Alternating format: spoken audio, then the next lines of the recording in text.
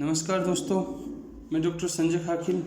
आप लोगों को मैंने लास्ट लेक्चर में बताया था कि डेटा स्ट्रक्चर के सिलेबस के बाद में हम AK2 के सिलेबस के अकॉर्डिंग यूनिट वाइज हम टॉपिक वाइज सिलेबस कवर करेंगे। तो उसी क्रम में आज सबसे पहले हम स्टार्ट कर रहे हैं डेटा स्ट्रक्चर की यूनिट 1। तो सबसे पहले हम डिस्कस करेंगे कि what is the data structure. What is the data structure? Data structure दो कीवर्ड से बना हुआ है, data plus structure. Data plus structure, इन दोनों को जब हम मिला दें तो कंप्लीट एक डेफिनेशन बनती है डेटा स्ट्रक्चर। तो सबसे पहले हम देखेंगे what is the data. Data क्या चीज़ है? तो डेटा के बारे में अगर हम कुछ भी देखेंगे तो हमेशा हम एक चीज़ देखते हैं, any kind of information is called data. Any kind of information that called is data. Kind of information means कि आपके पास में किसी भी तरीके की कोई भी इंफॉर्मेशन है, कोई भी सूचना है, तो वो एक पर्टिकुलर डेटा कहलाता है। और स्ट्रक्चर क्या होता है? एक सीक्वेंशियल रिप्रेजेंटेशन को हम क्या कहते हैं? स्ट्रक्चर कहते हैं। तो स्ट्रक्चर की भी देख लेते हैं। Structure means representation. तो डेटा स्ट्रक्चर दोनों मिलकर क्या हो जाता है? Any kind of information is called data plus structure means representation called data structure. Another form में मैं अगर बात करता हूँ तो what is the data structure? Data structure is a representation of information in primary और disk storage area, that called is data structure. अगर मैं दूसरी फॉर्म में और देखना चाहूँ तो डेटा स्ट्रक्चर क्या होता है? Data structure is a kind of relationship between logical related data and elements.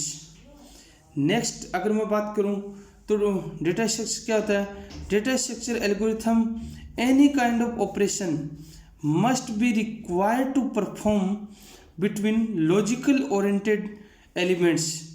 अब ये डिफरेंट टाइप की डेटा स्ट्रक्चर की आपकी डेफिनेशन है। इन सब डेफिनेशंस को अगर हम मिला देते हैं तो एक हमारी फाइनल डेफिनेशन बनती है डेटा स्ट्रक्चर की।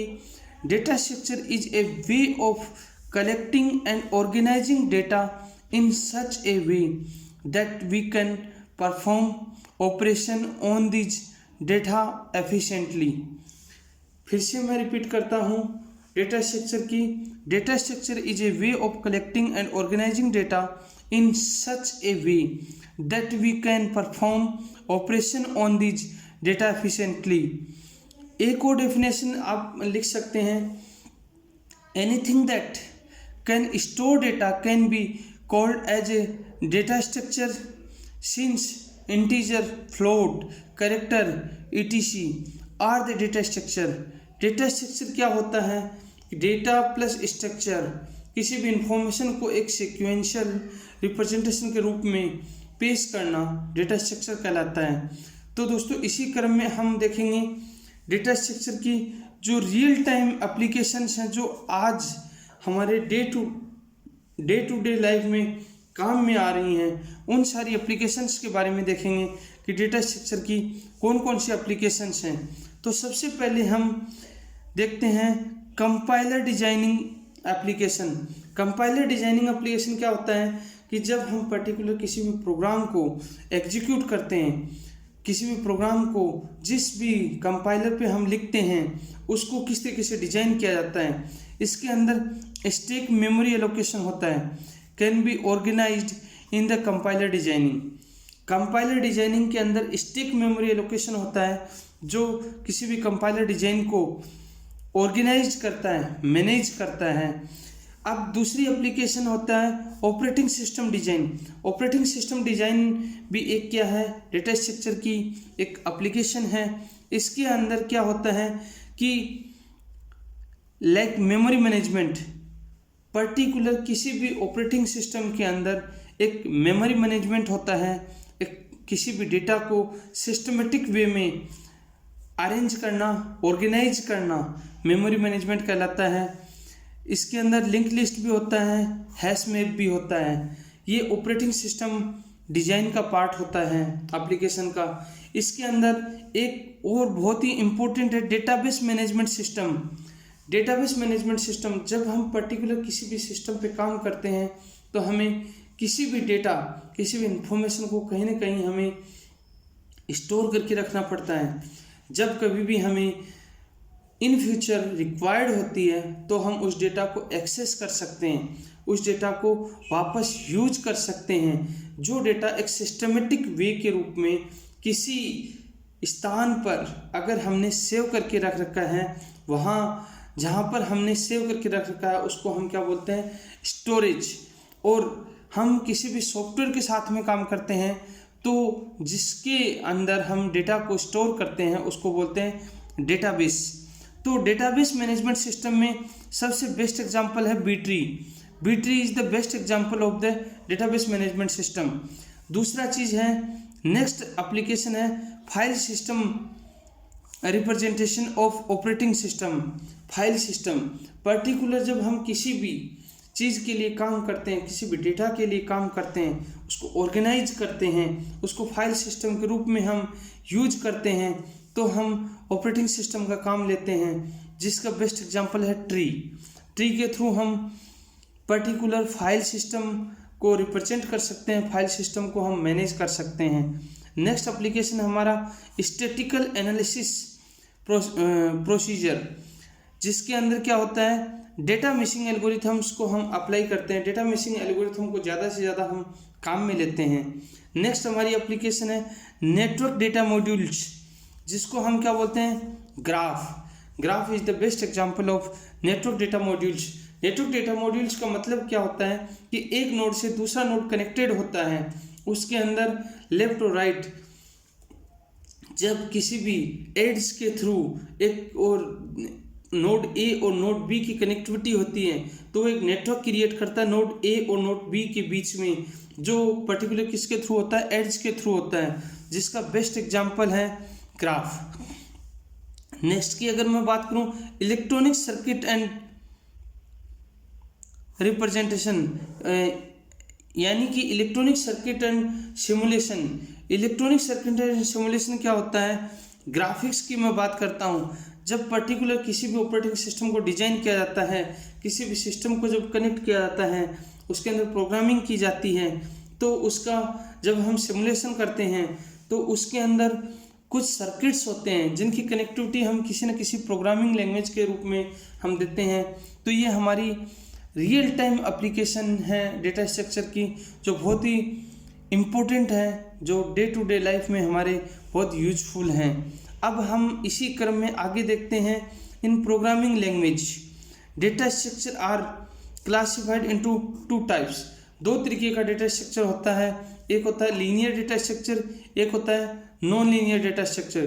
तो हम वन बाय वन करके इनको आगे देखते हैं। इसके अंदर क्या होता है, लीनियर और नॉन लीनियर डेटा स्ट्रक्चर के अंदर हम जब आगे देखेंगे तो इसका एक पर्टिकुलर तरीका होता है, एक होता है लीनियर, दूसरा होता है non linear data structure. Linear का मतलब क्या होता है कि एक सिस्टमेटिक वे में सिक्वेंशियल अरेंजमेंट के रूप में डेटा अरेंज्ड होता है, इसको क्या बोलते हैं, linear data structure. Non linear data structure क्या होता है, ये एक सिस्टमेटिक वे में डेटा अरेंज्ड नहीं होता है, इसको बाद में हमारी रिक्वायरमेंट के अकॉर्डिंग डेटा को अरेंज करना पड़ता है, जिसको हम क्या बोलते हैं, नॉन लीनियर डेटा स्ट्रक्चर। तो चलिए दोस्तों, अब हम वन बाय वन देखते हैं। सबसे पहले हम देखते हैं linear data structure. What is the linear data structure, होता क्या लीनियर डेटा स्ट्रक्चर, मैं आपको अभी बता भी चुका हूँ, फिर से हम रिपीट करते हैं। When we are working with this data structure, then all elements required to organized in sequential manner, that called is linear data structure। and sequential manner का मतलब क्या होता है, sequential manner means it is not required to follow always continuous memory allocation। Sequential manner का मतलब यही होता है कि जब किसी भी डेटा को हम ऑर्गेनाइज कर रहे हैं तो वो कंटिन्यूस मेमोरी लोकेशन में, यानी कंटिन्यूस फॉर्म में है, उसको मैनेज करने की रिक्वायरमेंट नहीं होती है, वो क्या कहलाता है, लीनियर डेटा स्ट्रक्चर। एक सीक्वेंशियल सधा हुआ डेटा, उसको हम लीनियर डेटा स्ट्रक्चर बोल सकते हैं। दूसरी इसी चीज़ को अगर दूसरे तरीके से देखें तो when we are working with linear data structure then the sequential relations are formatted between elements. एक पर्टिकुलर एलिमेंट के रूप में हम इसको देख सकते हैं, इसको ऑर्गेनाइज कर सकते हैं, इसको मैनेज कर सकते हैं। और इसके बेस्ट एग्जांपल कौन कौन से हो सकते हैं लीनियर डेटा स्ट्रक्चर के? पहला होता है array, stack, Q, link list. ये सारे क्या होते हैं? एक मैनेज्ड डेटा होता है। जब हम पर्टिकुलर किसी भी एरे की बात करें तो एरे में क्या होता है कि एक पर्टिकुलर इस तरीके से वैल्यू होती हैं। सपोज इसकी जो इंडेक्स वैल्यू होती हैं 0, 1, 2, 3 इस तरीके से। जब इसके अंदर कोई भी डेटा ABCD ये डेटा है तो ये ABCD ये क्या है? एक पर्टिकुलर सिक्वेंशियल मैनर में डेटा जा रहा है। तो इसी को क्या बोलते हैं? लीनियर डेटा स्ट्रक्चर बोलते हैं। अब मैं बात करता हूँ non linear data structure. Non linear data structure की जब मैं बात करता हूँ तो मैंने आप लोगों को बता दिया कि नॉन लीनियर डेटा स्ट्रक्चर के अंदर होता क्या है कि वो सीक्वेंशियल मैनर में नहीं होता डेटा, सीक्वेंशियल ऑर्डर में डेटा नहीं होता है, तो उसको बाद में सीक्वेंशियल ऑर्डर में लेके आना पड़ता है। तो इसको नॉन लीनियर डेटा स्ट्रक्चर कहते हैं। तो इसके बारे में हम सबसे पहले देखते हैं। In this data structure elements are arranged in the hierarchical format. When we are working with non-linear data structure, elements are not arranged in sequential manner. Not arranged in the sequential manner. जब हम particular किसी भी data पे काम करते हैं तो वो एक सीक्वेंशियल मैनर के रूप में अरेंज नहीं होता है, जिसको हम क्या बोलते हैं? नॉन लीनियर डेटा स्ट्रक्चर बोलते हैं। जिसका बेस्ट एग्जांपल होता है ट्री। ट्री के अंदर जब हम क्रिएट करते हैं तो क्या होता है कि कुछ हमें वैल्यूज दी होती हैं जिनको हम एक ट्री के रूप में जनरेट करना पड़ता है, जिसमें हम एलिमेंट फाइंड करते हैं। सबसे पहले हम एक पेरेंट नोड बनाते हैं, फिर उसके चाइल्ड नोड बनाते हैं, लेफ्ट नोड, राइट नोड। जिसकी जैसी पोजीशनिंग होती है उसी तरीके से वो हमेशा अपने डेटा एलिमेंट्स को लेके चलता है। लाइक इस तरीके से बनता है कोई भी ट्री बनता है तो उसके अंदर ये होता है पेरेंट नोड, ये होते हैं चाइल्ड नोड। अब चाइल्ड नोड में ये होता है लेफ्ट नोड, ये होता है राइट नोड। इस तरीके से ट्री को डिजाइन किया जाता है जो एक सीक्वेंशियल मैनर में फिर से डेटा को अरेंज करना पड़ता है। ग्राफ के अंदर क्या होता है? ग्राफ के अंदर भी वही सीक्वेंशियल ऑर्डर हमें जनरेट करना पड़ता है। सपोज हमें कोई वैल्यू दे रखी है, उस वैल्यू के लिए जब हम कोई भी ग्राफ क्रिएट करते हैं तो सपोज A नोड है, ये B है, ये C है, ये D है। तो इस तरीके से यहाँ से कोई भी ग्राफ जनरेट करना है तो मैं यहाँ से डेटा जाएगा। इस तरीके से मैं ये सीक्वेंशियल मैनर में डेटा नहीं है, ये सीक्वेंशियल मैनर में डेटा नहीं है। ये कहीं से कहीं भी कनेक्टेड हो सकता है, कहीं का कहीं भी तो इसको क्या बोलते हैं? ग्राफ बोलते हैं। टेबल्स, जब हमें डेटा पर्टिकुलर किसी टेबल की फॉर्मेट में चाहिए होता है तो हमारे पास में जो रो डेटा होता है, रो मटेरियल्स होता है, उस डेटा को एक टेबल की फॉर्मेट में जब हम लेके जाते हैं तो रो और कॉलम्स में उसको सिस्टमेटिकली अरेंज करते हैं, जो एक नॉन लीनियर डेटा स्ट्रक्चर का फॉर्म होता है, जिसको हम सीक्वेंशियल ऑर्डर में हम बनाने की कोशिश करते हैं, बनाते हैं, जिसको हम नॉन लीनियर डेटा स्ट्रक्चर कहते हैं। अब नॉन लीनियर डेटा स्ट्रक्चर के साथ में डेटा स्ट्रक्चर के अंदर हम बार बार डेटा स्ट्रक्चर की बात कर रहे हैं, मेमोरी एलोकेशन की बात कर रहे हैं, मेमोरी की बात कर रहे हैं। तो हम सबसे पहले वही मेमोरी मैनेजमेंट के बारे में पढ़ लेते हैं। What is the memory, what is the memory management. तो मेमोरी मैनेजमेंट की अगर जब मैं बात करता हूँ सी के अंदर, तो मेमोरी मैनेजमेंट क्या होता है? जब हम किसी भी कंपाइलर के अंदर यूज में लेते हैं तो ये दो तरीके की मेमोरी होती हैं। There are the two types of memory management. पहला होता है स्टैटिक मेमोरी एलोकेशन, दूसरा होता है dynamic memory allocation. Static memory allocation क्या होता है? जिसके अंदर किसी भी तरीके का कोई भी डेटा होता है वो स्टैटिक होता है। यानी स्टैटिक का मतलब क्या होता है कि वो जैसा है वैसी फॉर्मेट में होगा, वो चेंज नहीं हो सकता। डायनेमिक मेमोरी एलोकेशन का मतलब क्या होता है कि डायनेमिक का मतलब होता है चेंज होते रहना, फ्लेक्सिबल, उसको हम अपनी रिक्वायरमेंट के अकॉर्डिंग चेंज कर सकते हैं। तो चलिए हम इसी चीज़ पे आगे फोकस करते हैं, इसी चीज़ पे आगे प्रकाश डालते हैं। हम इस लेक्चर में कंटिन्यू अब इसी चीज़ को पढ़ेंगे। हम static memory allocation. Static memory allocation के बारे में जब मैंने आपको बताया कि स्टैटिक का मतलब होता है फिक्स, जिसको हम चेंज नहीं कर सकते, उसको क्या कहते हैं, स्टैटिक कहते हैं।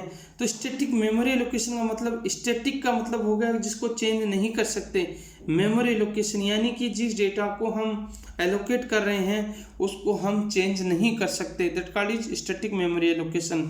तो सबसे पहले हम देख लेते हैं कि क्या होता है।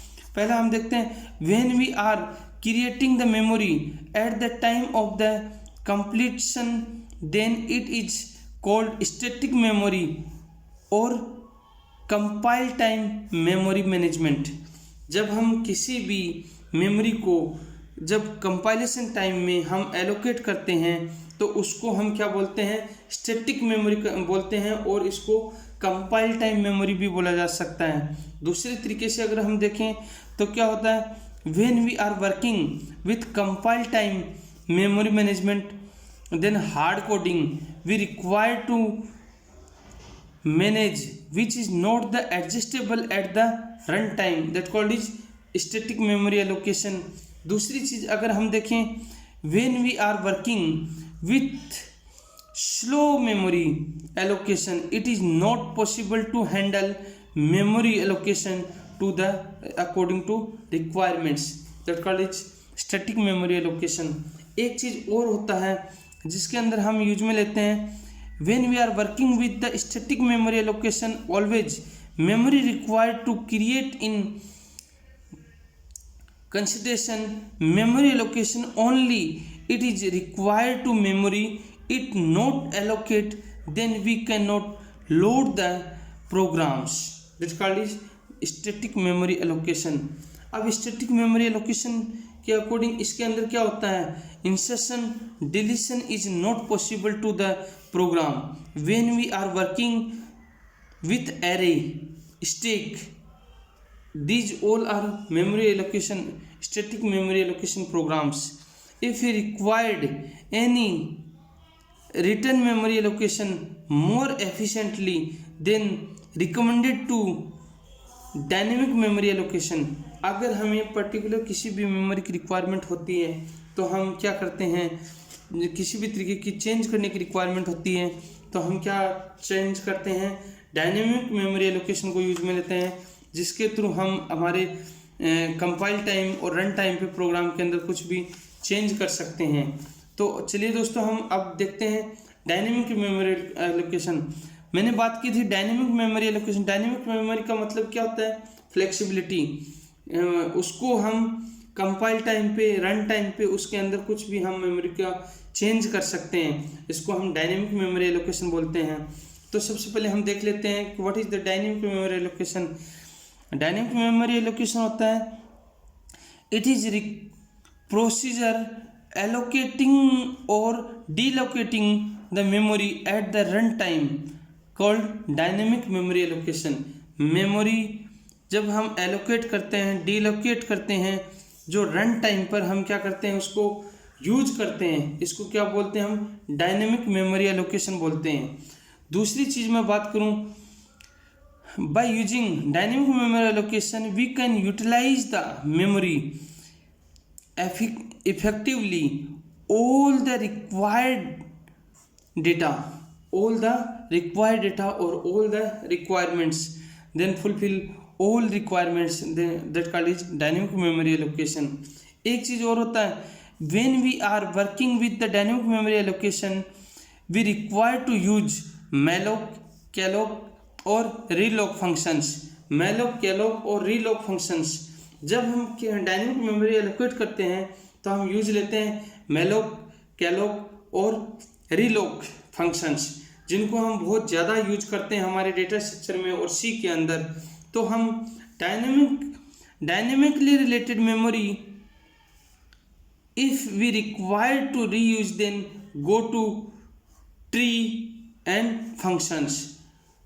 जब हमें पर्टिकुलर किसी भी मेमोरी के अंदर हमें पर्टिकुलर किसी भी चीज़ की रिक्वायरमेंट होती है, किसी डेटा की रिक्वायरमेंट होती है, तो हम पर्टिकुलर ट्री पे जाते हैं, किसी फंक्शंस पे जाते हैं। और अगर डायनेमिक मेमोरी एलोकेशन की अगर मैं बात करता हूँ तो जब हम पर्टिकुलर किसी भी तरीके की कोई रिक्वायरमेंट होती है तो मैलोक, रीलोक और कैलोक फंक्शंस की रिक्वायरमेंट होती है।